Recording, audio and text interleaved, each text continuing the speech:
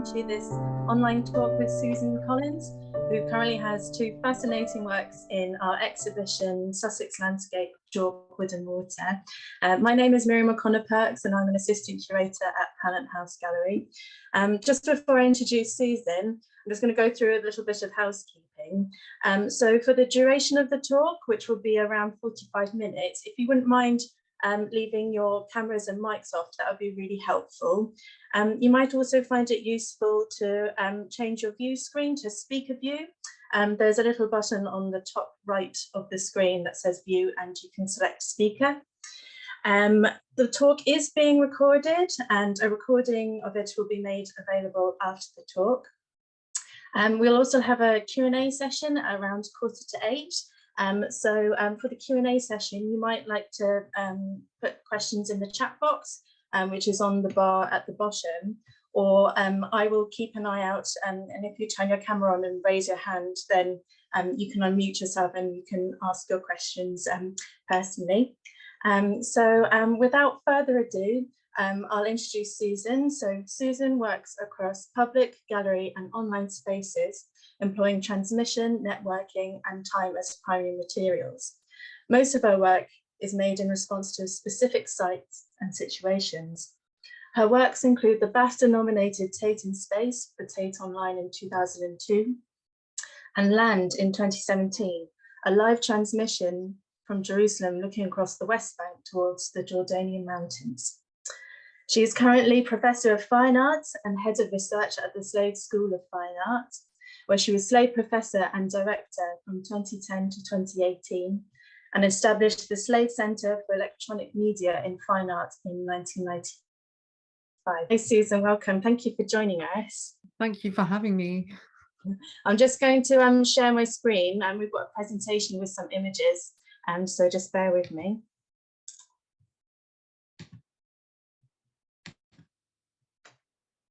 Okay, there we go. Is that, everyone see that okay? Great. Susan, I thought we might like to begin by perhaps an introduction to your commission for Sussex Landscape, Chalk, Wood and Water. Maybe you could introduce us to the work Dell, Quay.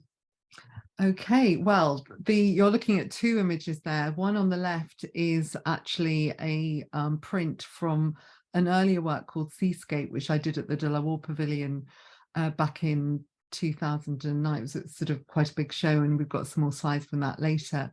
But it was actually when Louise Weller, who's the curator who curated this show and the former curator at Pallant House, came to see me in my studio to select a print from that show for Sussex Landscape.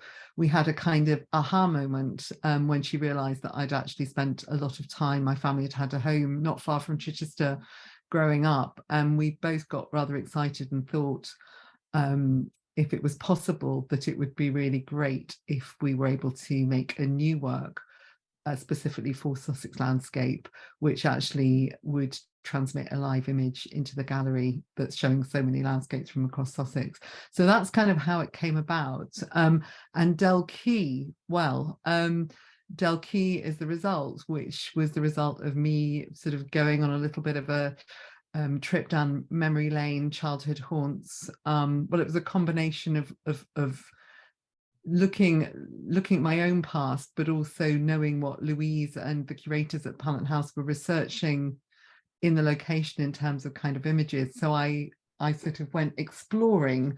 Some of the places I hadn't been before were St Andrew's Church, Didling, which was the subject of a Nash photo. And I hadn't, even though I'd grown up in the area, I'd actually never been down Chichester Canal, which is the kind of absolute entrance to the show, has this amazing Turner painting of Chichester from Chichester Canal. So I was sort of going on those kind of routes, but I have to find places where I can put a camera.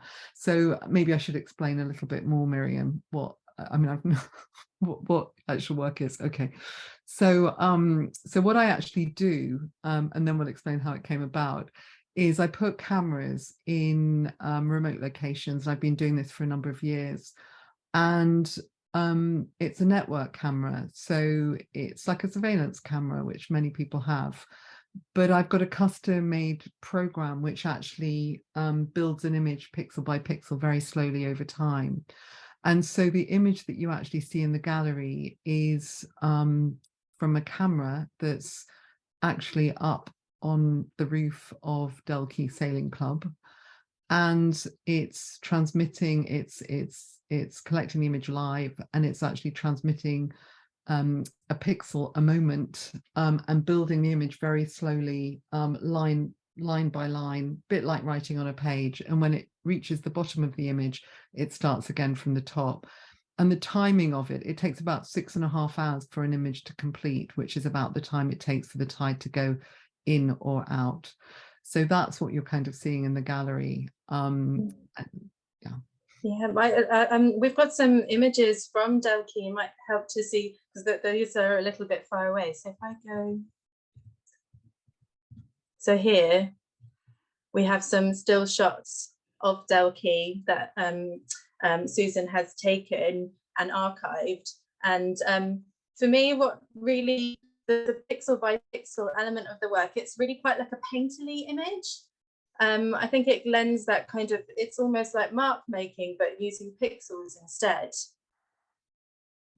So it's, well, for me, it's a bit like it's coding the image in a way. So there is a relationship to painting. They do look, I think much personally, I think they have a stronger relationship to painting than they do to photography, although they're obviously lens based.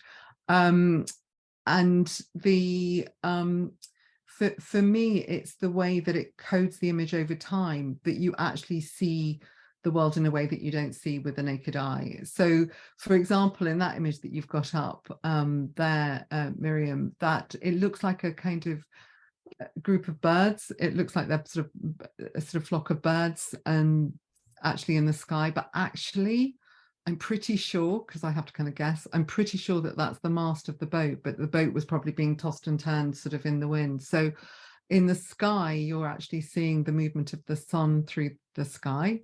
You're seeing the changes in light throughout the day, and it's going into nighttime. So I actually save that image when it's at the, I can't point on this, but when it's just above the boat, you can see where the kind of black line, there's a kind of boat just there. So I saved that image at sort of that moment. So it's 6.5 hours to and from that moment, and it's sort of going into nighttime, and it's writing over the previous day. We could, I mean, would this be a moment to just flip and see the live image now? Yeah, definitely. That would be great. Yeah, because I've popped that up on my my second screen. I've got a sort of full screen. Okay, so I'll stop here now. And I'll just flip, make sure I get the right one. Don't see something else. You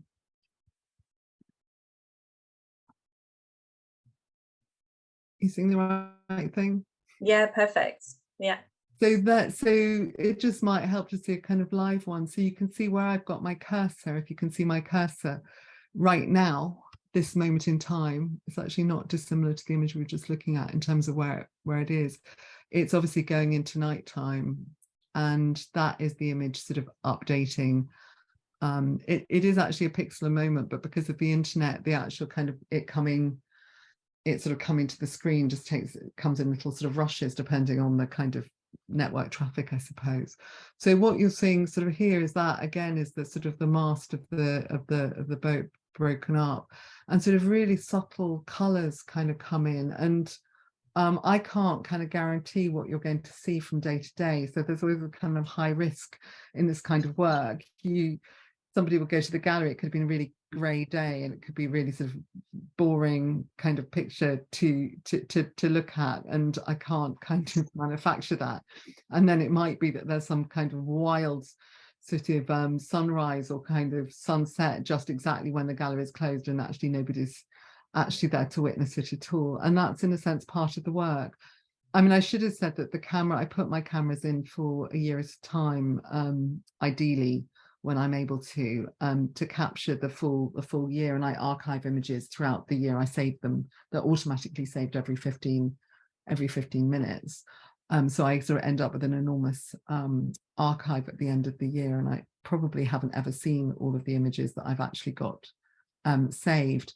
So even though the show, it's installed for the show, that the camera will stay in situ for quite a few months later, and the work will sort of continue. Yeah, and also like because of the significance of time. So can you tell me about the significance of the 6.5 hours for this piece? Well, for me, when I first started making the work, these works, if you like, it was a number of years ago, and it was working with much lower resolution and with landscape, not seascape, and I just did a pixel a second, and the way it worked out, it was just under a day. And that seemed kind of quite nice because you got a sort of sense of the day. But when I moved into seascapes, I didn't always want sort of a band of nighttime in every single image. I wanted a chance for my earlier seascapes actually kind of lent opportunities for abstraction and for other kinds of images to be made, unlike this one, which is really a blend of landscape and seascape, because it's sort of estuarine landscape, which is one I haven't really done before.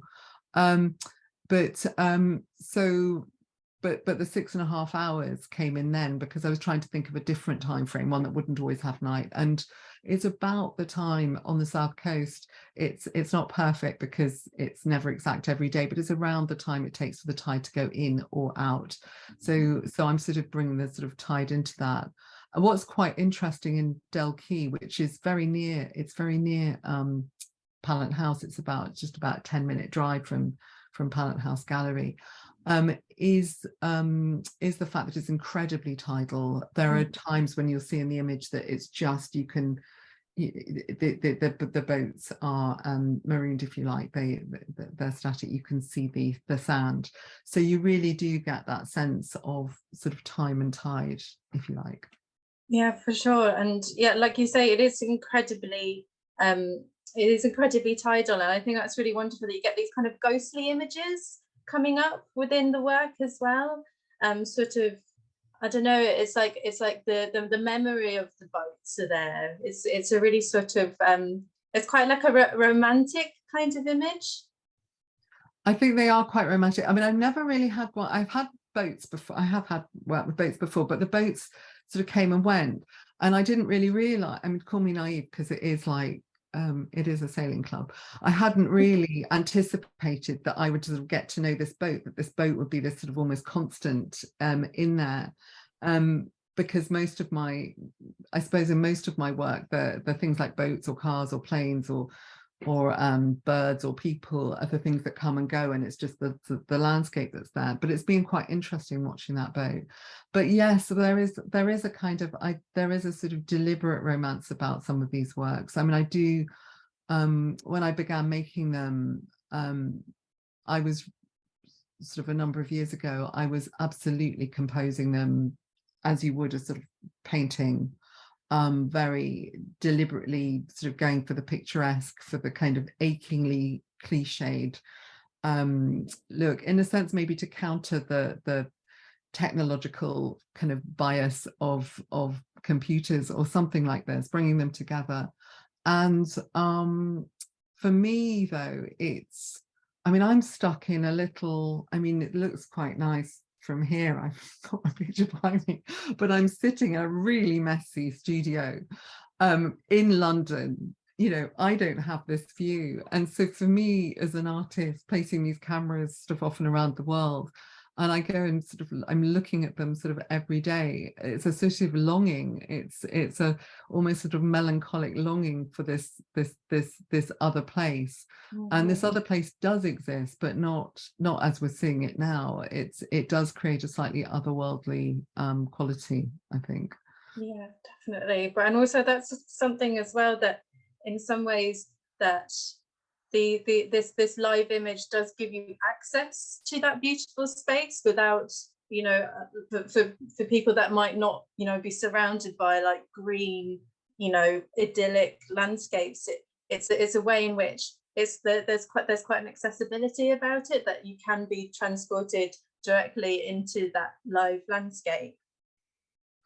what you said about memory is quite interesting. I hadn't really thought about it before, but for me, because this is the landscape of my childhood, and I don't often get a chance to do things that are the landscape of my childhood, there is that kind of other layer to it, which is that kind of romance of looking back over time.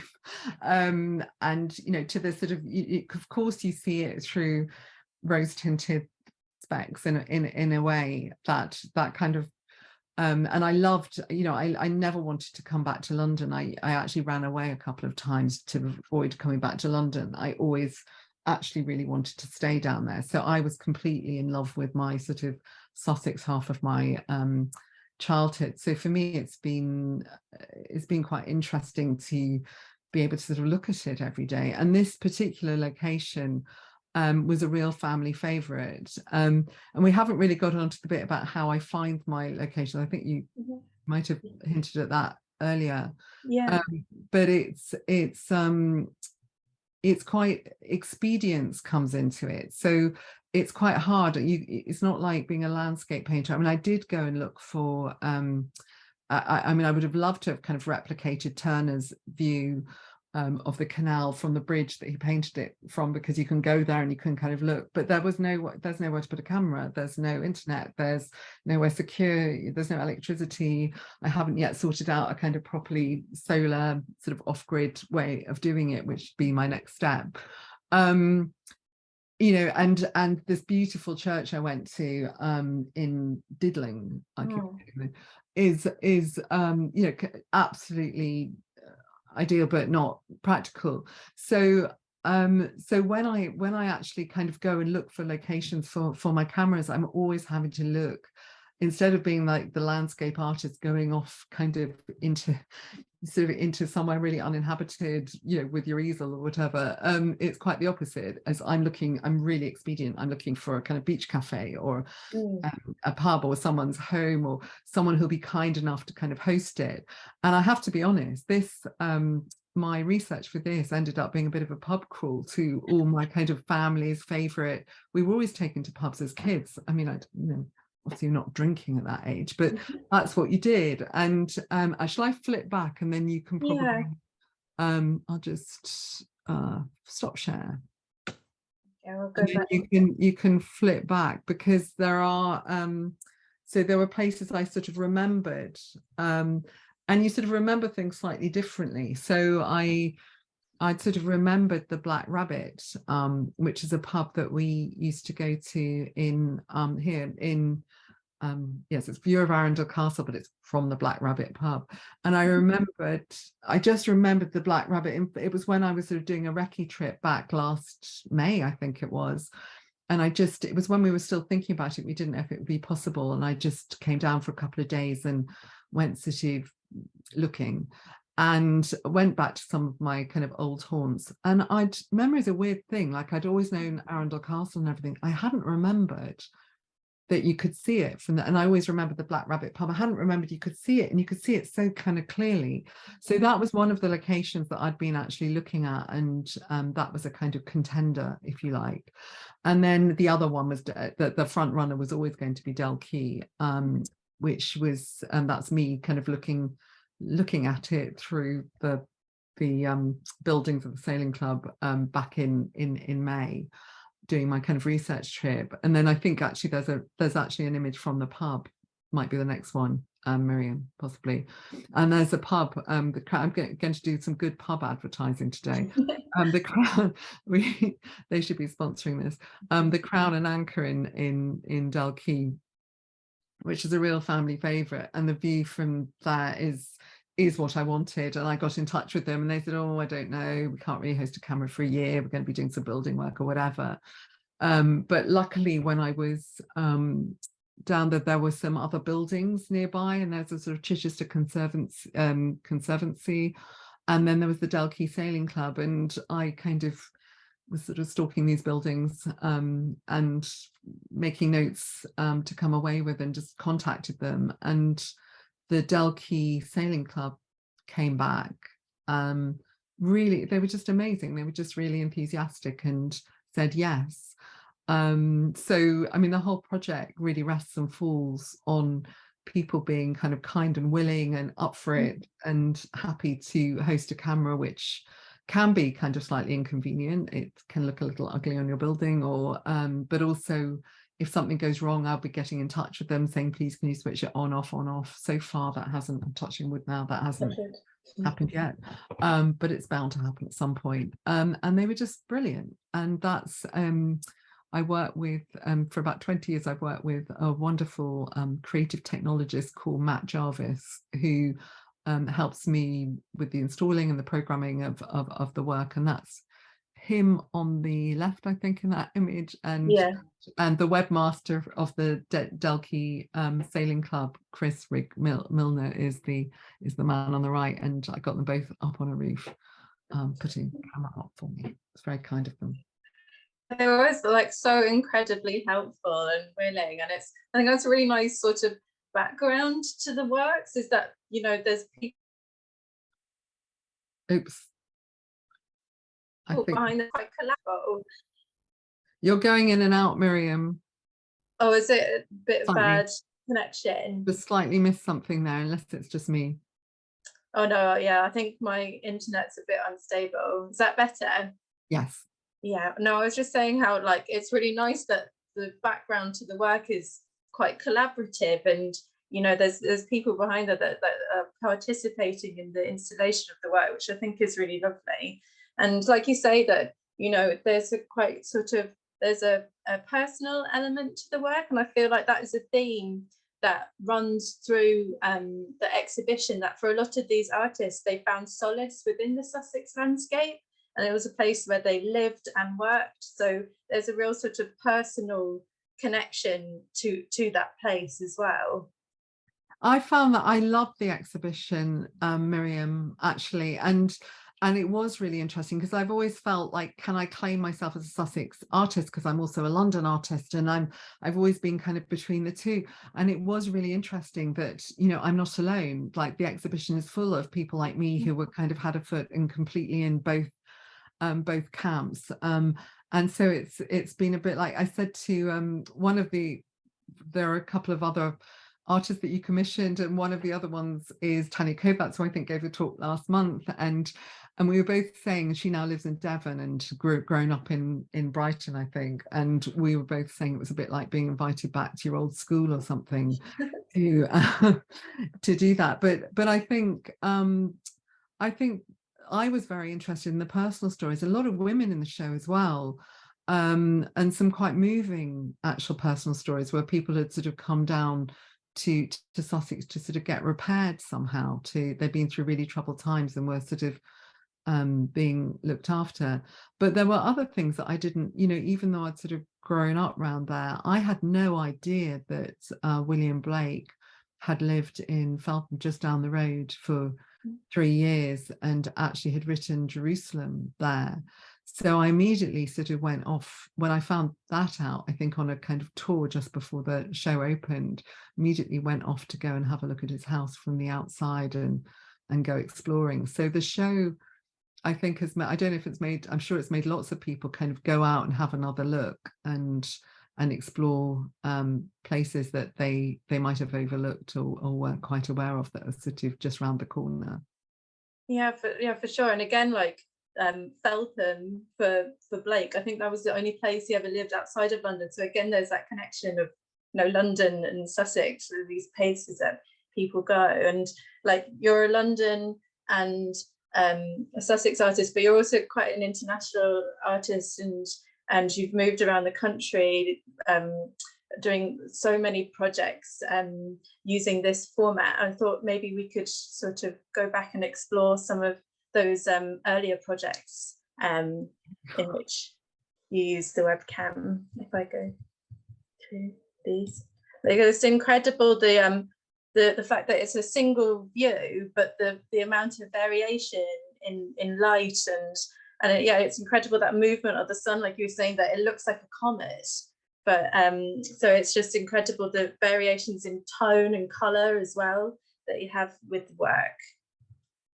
I mean, that in a way is the kind of whole point of it. It's that sort of repetition, that ongoing repetition. All I do is I create these sort of parameters, and I like to think of the kind of the natural world, if you like, creating the variables. So I create the parameters. I've chosen the kind of the timing of it, the sort of the fact that it writes horizontally, the framing of the image is quite, it doesn't take me very long to frame. I know exactly what kind of I want. And then the camera, the really important thing is the camera doesn't move, like it's absolutely there for the year, and that way you can see whatever, you know, all of those sort of changes. And so it sort of revealed the fluctuations in light. You're really seeing the banding and the changes in light throughout the day. You do get a sense of that with the naked eye, but not the extreme banding. The first time I did it, I got such a sort of surprise. I wasn't really expecting to see it like that. And it's things like the kind of night, day, the weather, movement of the sun, the moon, the tides, the seasons, all of those things kind of other, you know, the variables, to use a kind of computer terminology, that sort of analog variables that impact this sort of computerized image making. Yeah, definitely. There's that's the Dell Quay. Sadly not Chris Rigg-Milner. I think he was away, the webmaster for the opening, but those were members of the Dell Quay Sailing Club that came to the opening. I made them pose for a photo for me in front of the work. Yeah, so you were saying that when you first sort of recognized this format, it culminated in a project called Transporting Skies. I was wondering whether you could sort of tell us a little bit more about that project. Yeah, that's sort of where it all began. And as you can see, it's actually over 20 years ago. It was like November 2002. And what had happened was I'd been making work previously that was actually quite interactive, where I connected sort of people. They were the variables, if you like, and I'd connected sort of the internet and the street and the gallery through kind of an earlier work called In Conversation. And I was then invited by Newlyn Art Gallery, that was just about to get broadband. They really wanted, and they're down in Penzance in Cornwall, and they really wanted to have me come and make a piece that kind of connected them sort of back to the rest of the country in some way. And at the same time, I'd been having conversations with Sight Gallery in Yorkshire. And I thought, in order to do something that's sort of connective, you sort of, two venues is perfect. So it was actually mad thinking about it, 2 gallery solo show completely simultaneously. And I literally was I remember driving through a kind of storm from one to the other to install the kind of work. It was a bit mad. And they opened on the same night. It could only be in one place. And the work was called Transporting Skies. And what you're looking at there is literally the sky from Sheffield, collected through or transmitted through a really crude, you know, those little webcams that you get in the airport now that just take your picture, little round ones, desktop webcam. And it was transmitting the sky from Sheffield that was then projected into the lantern ceiling at Newlyn. And conversely, I had it didn't have a lantern ceiling in Sight Gallery Sheffield, but it was against the wall. So we were literally exchanging the sky between the two locations, and it was November. So there was quite a distinct difference in actually time. It got dark much earlier in Sheffield, and you know, there were sort of things that kind of revealed themselves about it. But I wanted to do a second piece that linked the two places. They were both solo shows, and this was kind of the main work, but I needed to do something else, and I was trying to work out what I could do. There was sort of hardly any, this is really early days of kind of broadbands.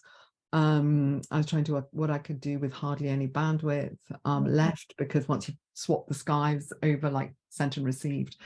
And then I was sort of, Marconi sent the first transatlantic telegraph signal from quite near Newlyn, and via Morse code. So I began to think, well, what if I sent it, you know, what would that look like? What if I sent an image by Morse code, like literally sort of the smallest thing that you could possibly do? And then from there I thought, well, we don't really use Morse now. That's not kind of authentic to, you know, or native to to the digital image. And so I thought, well, what is the smallest what is the smallest thing I could send with a digital image? And it was pixel. So I thought, well, what happens if I just send something pixel by literally a pixel by pixel to the other end? And so we set that up, and this was the first one. This was the first one. I had no idea how it was going to look actually until the day of the opening, which was slightly high risk. And I think you've got a screen with just the first two. Yeah, so that's that would have been shown in Sheffield, not in Newlyn, but that was actually an image from the gallery in that was sort of looking out from the gallery in Newlyn over the coastline of sort of Penzance. And actually, if you look on the left of the images in the dark band, on the right hand one, you can see like a little green dot. That's actually the green LED from the really rubbishy little network camera that's shining back on itself in the window. We had it sitting. Sorry, that's really crude. But this is the first time I'd seen these images, and I was completely fascinated by what they revealed. And again, you've got this sort of curve of sort of light in the left-hand ones, which the lights of Penzance. You've got these broad bands of black, which was nighttime. And of course, this was winter, so there was a lot of night. And then these sort of mad bandings. I just wasn't expecting to see these sort of bands throughout the day. And then you don't see any people or birds or anything that would have gone through those images, because they would have literally gone through and just been captured by a pixel. And these were a pixel a second, and the images were very low resolution, 320 by 240. So the image, I think, was captured over 21.33 hours. So you just under a day. Yeah, and I think it's interesting as well with those really big black bands. And I know that sort of your work veers towards sort of the abstract as well, like exploring abstraction through this format as well. That's what, well, when I did a seascape show, that's when I wanted to really explore that. And you've got the printed image you have from the seascape show is from that series where I placed 5 cameras down there. Yes, you have to whip through. There we are. You can go back one, or back. Oh, that's the Pagham. That's the print of the show. Go back one, another one there.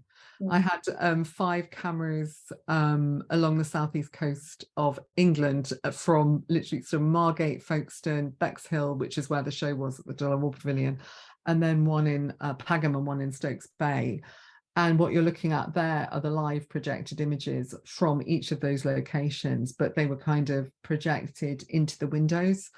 So you could actually see the coastline behind, so that you had this sort of concertinaed sort of panoramic live landscape against the actual live landscape as it was sort of unfolding. But I quite deliberately sort of evacuated those images as much as I could, the way I framed the cameras, the opposite of what I'm doing with the landscapes, where I'm trying to bring in a kind of tree or a kind of artifact to really kind of work up the picturesque. With these, it was the opposite. I was really going for sort of raw composition, and to try and remove as many artifacts as I could, so that I literally just let the sea and the sky and time and light and weather create the work. And I made all of the kind of cameras have this sort of shared horizon line as well, so there was a kind of unity across all of them, although they were, you know, obviously in different places, and there were some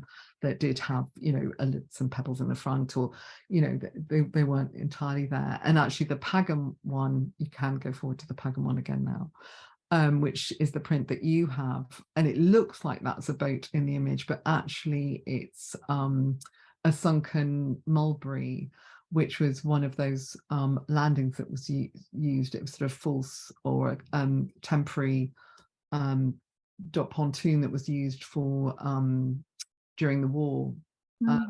And this was one that kind of sunk and didn't kind of float, and has just been left there, and it reveals itself at low tide.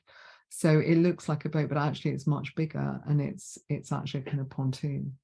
Yeah, that was it's so interesting that, you know, like you're talking about, you know, being sort of choosing composition and constructing a composition, but there's also working in this way, as you sort of alluded to before, there's like a high sense of risk and unpredictability with the medium, and also being sort of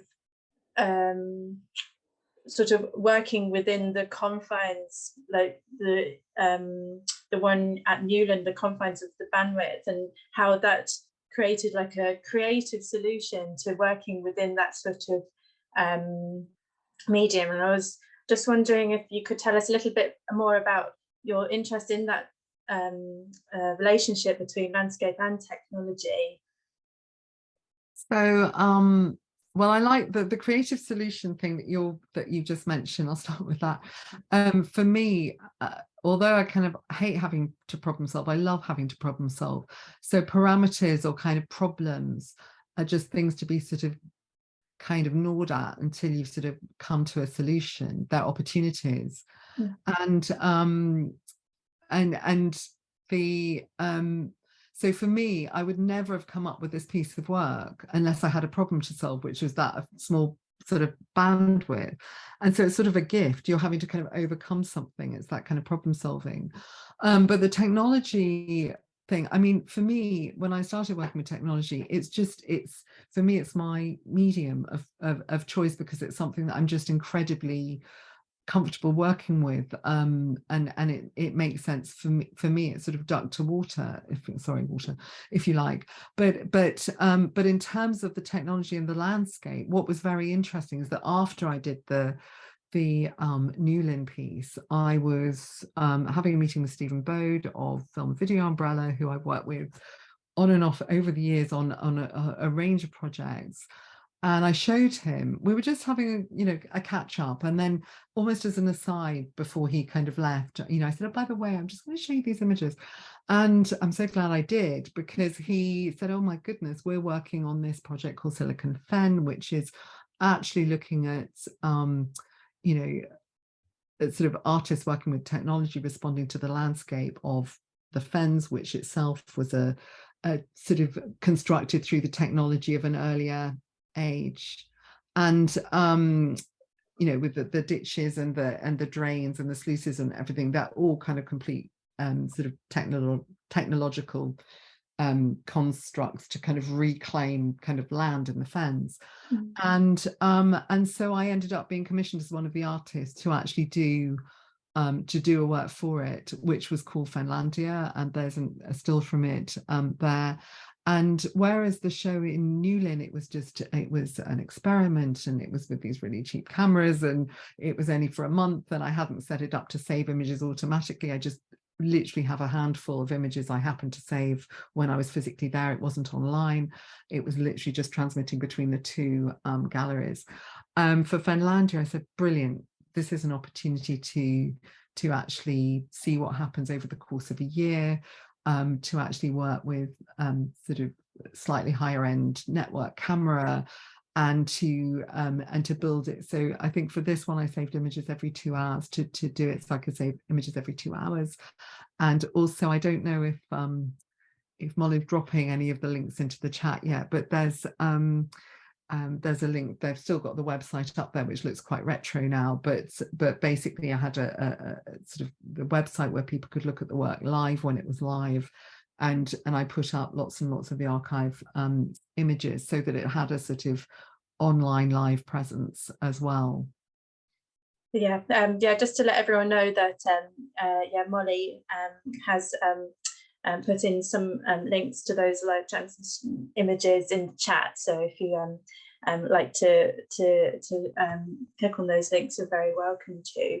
And this work, Fenlandia, has a kind of companion work as well, Glenlandia, which came immediately. So on the back of Fenlandia, I was then invited to do something in Silicon Glen. And I think if you just go back, is it back or forward one slide? I think there's one there somewhere. Yeah, sorry, bear with me, it's being a bit slow. And basically in a minute we'll see it, but Glenlandia was a different kind of landscape, but it was kind of Silicon Glen. There we are. And again, in a very different way, the technology is embedded into the landscape. Here it looks like the quintessential Scottish loch, and it is a loch. It's Loch Fascally, but actually it's a man-made loch, and it was built to power the hydroelectric dam at Pitlochry. And so the levels in the loch, the water rise and fall depending on the demand for power in the glens. So I mean, this is back in 2005 to 7, and I think obviously renewables were being talked about then, but not in the same way they're being talked about now. So the idea of this kind of loch being built and actually kind of powering the neighbouring glens is quite powerful. And this was the first time. This is the image. This image you're looking at here was the day after I'd installed the camera. So it was the first sort of full image I'd really seen coming from this work, that I actually had up for 2 years in the end. And I was really surprised. To me, this was the first time Finlandia didn't catch the moon at all, and neither did the ones in Newlyn or Sheffield. So it was the first time I'd actually seen a sort of white streak through the sky. And my first thought, which of course wasn't logical, was, oh, it's a comet, like what's that doing there? And then I realized it was actually the moon traveling through the sky. And for me, that was really exciting, even though we know it does and we see it moving, and you can look at the moon sort of, and then an hour later it's somewhere else or it's gone.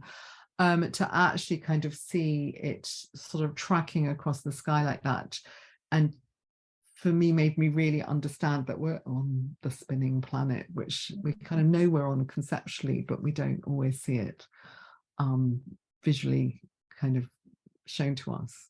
Yeah, I know. So yeah, it's really exactly like this is an image that you wouldn't be able to see with the naked eye, and so it's really interesting that this format gives you a chance to sort of really see your place within your environment. And I don't know, like I was just wondering how you see yourself in relationship to sort of the art and the environment.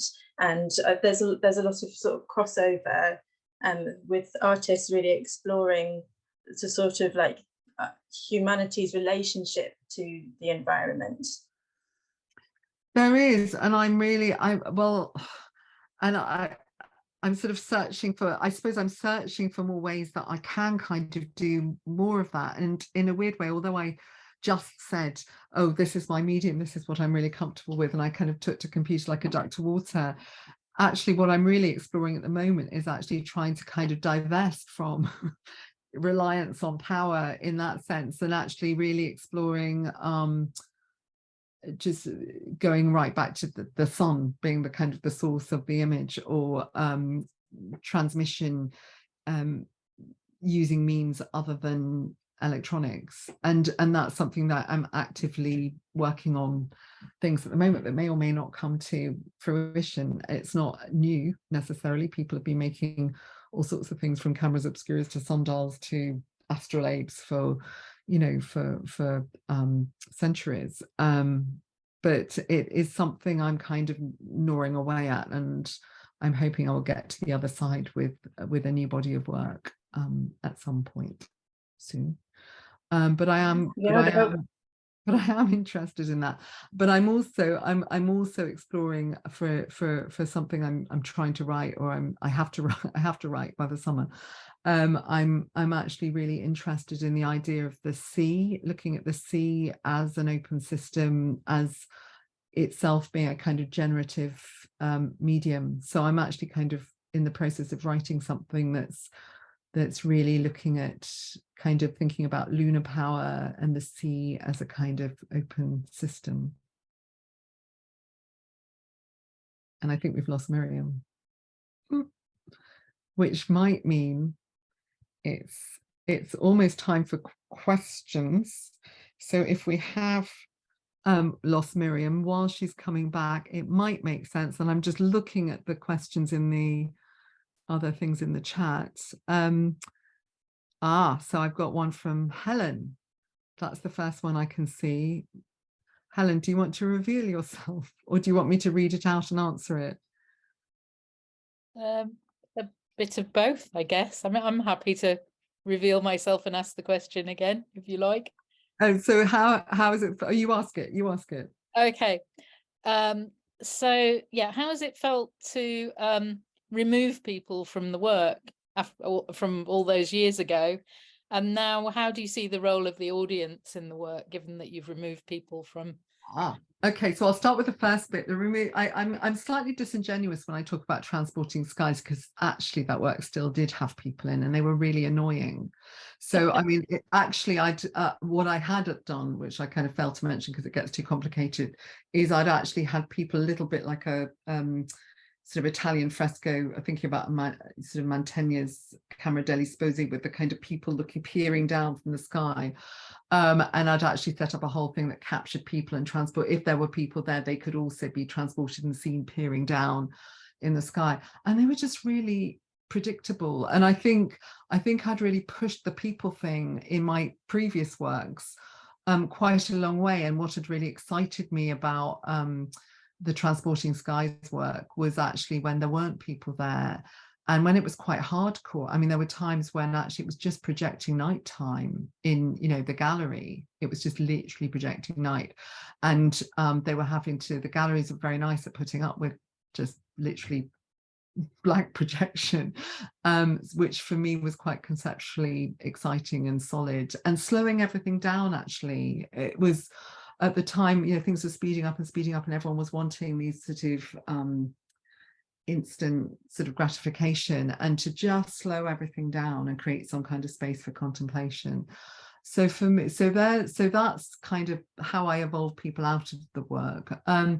What's the role of people now? I'm not sure. I mean, in terms of within the work, it's really interesting to me that in works like, so my land piece, which was mentioned in the intro, which actually takes in this really controversial sort of landscape of the West Bank, looking out over kind of East Jerusalem towards the Jordanian mountains. And it's really contested territory. And it has an Arab village, it has a kind of illegal Israeli settlement, it has, it has a lot in there. And it's kind of uniting that landscape in a single image. But the people in it are kind of, you don't see, what endures is actually the architecture of the landscape. And of course, geologically, it's going to change over time, but it's really enduring in those images. That's the kind of thing that you see day after day. The people come and go. And for me, there's a kind of, it just drives home that we're custodians, not very good ones at that, of the land that we're living in. So I guess for me, it's people have become ephemeral. I'm not sure if I've answered the question about audience, though. I do. I mean, I'm, like to think I'm inclusive. I put things out on Insta. I try to share. I mean, I quite like the idea of sharing. And when I did the Benlandia and Glenlandia, that people could actually see the live images, full screen at home for as long as the piece was live. So it was like I was very happy to kind of share that. Technically, for various reasons, it hasn't been as possible with the way I'm doing it currently to do that. But you can see the live image always on my website, updating. So I kind of tend to kind of share the images as regularly. No, that's really, that's great. I was just thinking about the history of your work and thinking it was very people-centered. Yes, exactly. Yes, it was. Thank you, Helen. And there's a message, there's a question now from Barbara. We've lost Miriam completely, it seems. I don't know if, Barbara, do you want to reveal yourself? Oh, maybe she's not here anymore. I'm here. Oh, you are. Hello, Barbara. Hello. What informs the, sorry, I should have probably just read it out. What informs the horizontal left to right, top to bottom format for building the image? It just actually began really expediently, just because that's how I first did it with the ones in Newland. It just seemed quite normal to do, like writing on a page, and also I guess the horizon line, just like horizontal horizon or whatever. And then when I did the fens, it just seemed really perfect, because it absolutely were the kind of flat horizons, and obviously with the seascapes and everything. I actually did do one piece in a haunted house where I made it vertical and called it the spectroscope, as if it was a kind of like false instrument that was kind of recording possible ghostly interventions. So it became a sort of instrument and it became vertical. But for me, I guess it's like writing the image. It's like writing on a page, and it is done absolutely like that, and then it kind of writes over itself. So that's how it's come about. And I've been questioned, and I've questioned myself as to, is there another way? Might I kind of mix it up a bit or whatever? But for me, I think it's the coding and the decoding, the fact you can almost look back and identify things. And it becomes like a time code, or almost like a musical score, some people have thought about as well. So so that's, I don't know if that answers your question. It does. That's what I thought you were thinking. Thank you. Miriam. Thank you. I've just been VJing it myself, Miriam. Yeah, I know, I'm really sorry about that. Yeah, my connection dropped, which I know it happens, but it was kind of like, oh, but thank you for fielding the questions in my But the timing was perfect, because it was the time that we were meant to go to the Q&A anyway, I think. So just went for it. So there's a next question from iPhone. I don't know if iPhone wants to reveal themselves, or if you want me to. Hello, iPhone. Hello, you see me? I can see you. Great. I'm sorry, I've lost my laptop at the moment. Yeah, it was just a question about kind of post-production, to what extent you intervene in the image after it's been captured. I'm completely purist about it. I don't at all, not even for the, well, for the print, right, slightly, but only to just try and make sure it's sort of works for the calibration for the printer. But I'm very purist about it. But it's already being mediated by the camera, and there are, you already get these sort of weird artifacts, because sometimes the cameras can't cope if it's going from day to night or night to day, and you get this point where it sort of flips into kind of grayscale depending on which camera I'm using, or you suddenly get these like really strong blues at sort of dusk, which you're thinking, that's a kind of camera artifact, a camera not coping with the change in light or something. So it's not pure in that sense, but I actively don't intervene. And can I just ask, is that why you get, is it the intervention of the camera that creates that stark change from light to dark?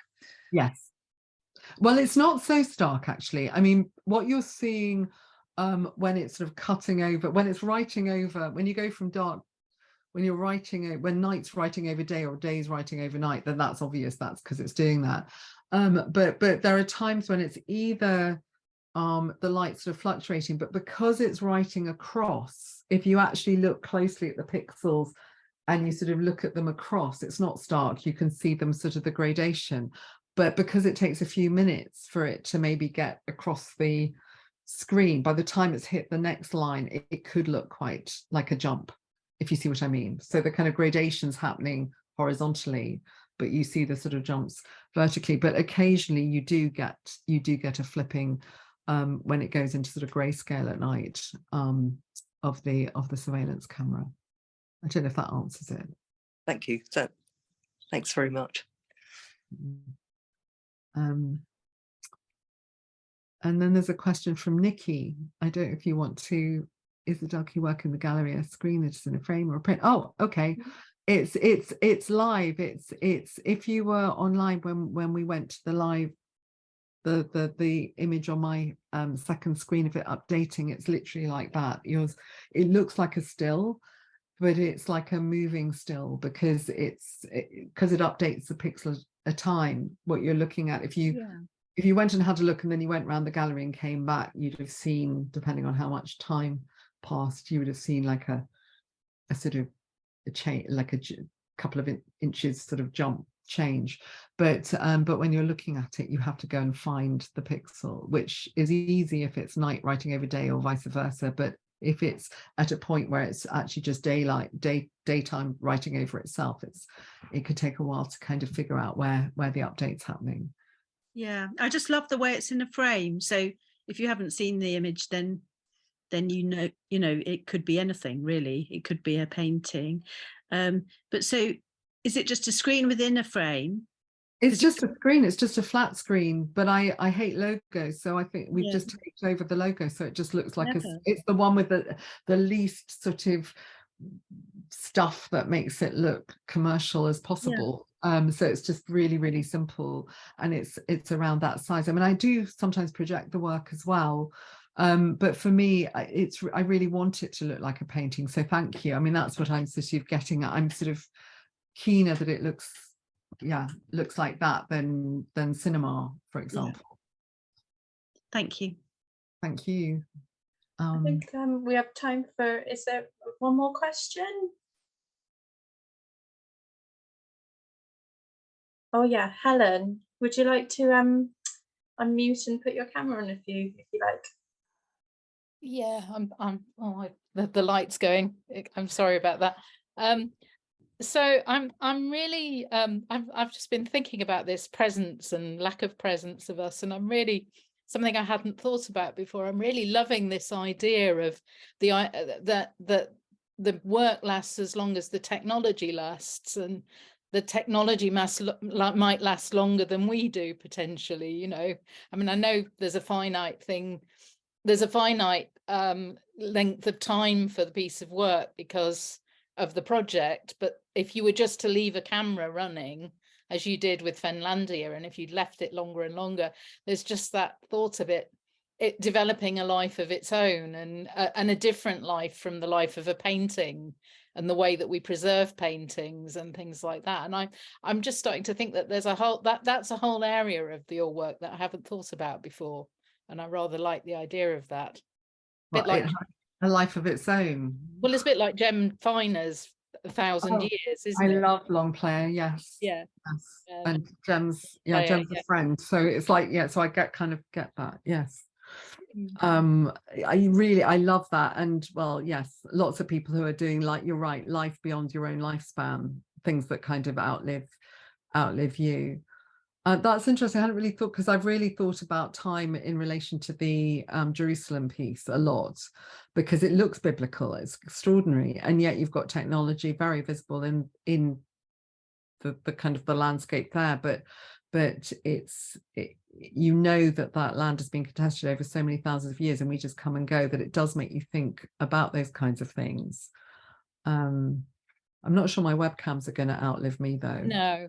No, I know, but it's a nice thought, you know, and maybe it might be if you think about, I mean, the sort of things that I am referring, so I realized in trying to go back to the future in terms of thinking about kind of really basic things, well, it's all been done by the land artists, and you've got Nancy Holt and the sun tunnels and all of those kinds of works that absolutely have outlived, and they will be there for, you know, a very long time. And technology doesn't necessarily need to be electronic technology in order to survive. And actually, the technologies of ancient Rome will survive a hell of a lot longer than the ones we're building today. So I think that's, you know, it's quite interesting to kind of think about technology in that kind of way, or the drains, the technology of the fens, for example, because that is a technologically made landscape. So I am really interested in that. I'm not quite sure where it'll go, and I keep tripping over things like, you know, Nancy, I don't want to replicate, you know, what's been done, it's been done. So I'm trying to find my own way. Well, thank you so much, Susan. Unfortunately, I think we're just about running out of time. So I just want to thank you, Susan, for joining us and sharing such a fascinating talk with us. And I'm really looking forward to seeing, you know, future projects. And I'd really like to thank everyone for joining and for your really interesting questions. And just to say that the exhibition's on until the 23rd of April, so there's still plenty of time in case you haven't seen the work in the space yet. And so thank you, everyone, and I hope you have a lovely evening. Thank you very much, all of you. Bye bye. Thank you for coming. Thank you, Miriam. Thank you, everyone. Bye.